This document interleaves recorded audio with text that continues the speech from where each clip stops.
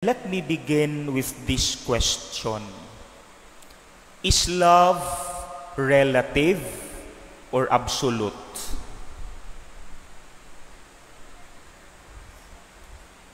What do we mean by that? In Tagalog, relative means ang pagmamahal ba ay nagbabago depende sa sitwasyon? Yan ang relative.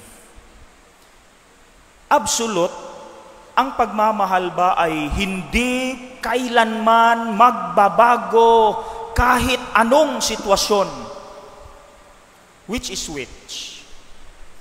From the human perspective, I am sorry, I have to be frank, our love and the way we deal with love is relative. Nagbabago depende sa sitwasyon. Take for example, election.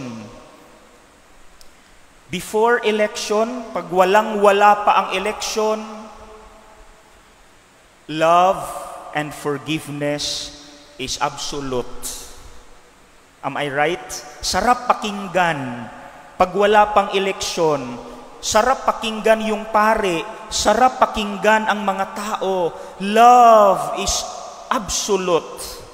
Forgive your enemies, no matter how stubborn he or she is, no matter how evil he or she is, forgive him, forgive her. Sarap pakinggan, sana all. Pag wala pang eleksyon, love and forgiveness are absolute.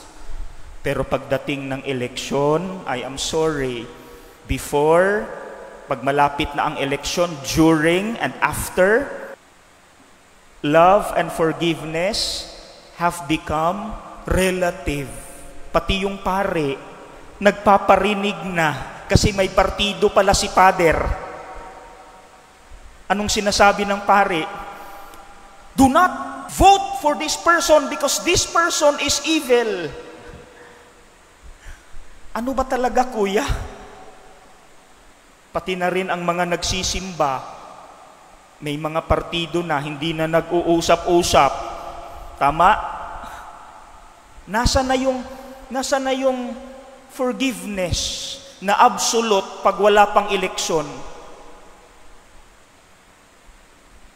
Relative. Depende sa sitwasyon. Pag pabor sa atin, forgive your enemies. Pag hindi pabor sa atin, ipako siya sa krus. Hala.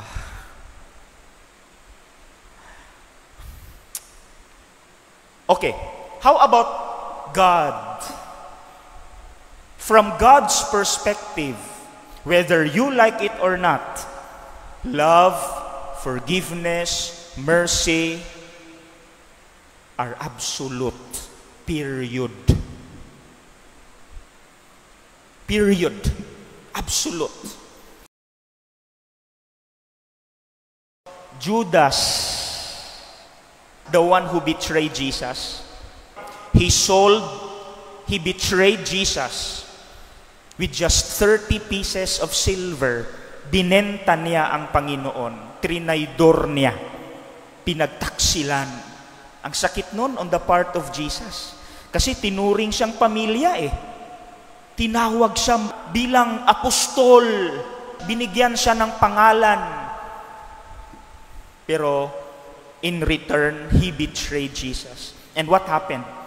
During the Last Supper, even though Jesus, our Lord, was 100% aware, he knew that Judas would betray him. During the washing of the feet, he did not skip, but he washed the feet of Judas. That is love in an absolute way. Hindi nagbabago kahit ano ang sitwasyon. Hinugasan pa rin niya ang mga paa ni Judas kahit alam niya na pagtataksilan siya, ipagkakanulo siya ni Judas. Hindi weder-weder. And another thing, Not just Judas, but the rest of the apostles except John, yung 10, iniwan nila si Jesus. Ayaw nilang madamay kay Jesus.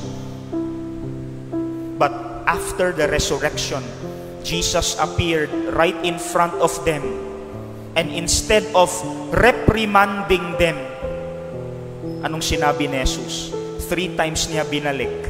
He repeated this phrase 3 times just to insist that I forgive you. Ano yun? Peace be with you. 3 times. Peace be with you. Peace be with you. That is love in an absolute way. And alam nyo ba, meron akong suking misa sa De La Strada every Sunday. Meron akong misa dyan every Sunday. Nagsisimba pala doon si Cherry Pie Picache. Do you know her? Cherry Pie Picache. One of the best actors in the Philippine movie industry. Cherry Pie Picache. Naging magkaibigan kami kasi every after mass nag-uusap kami.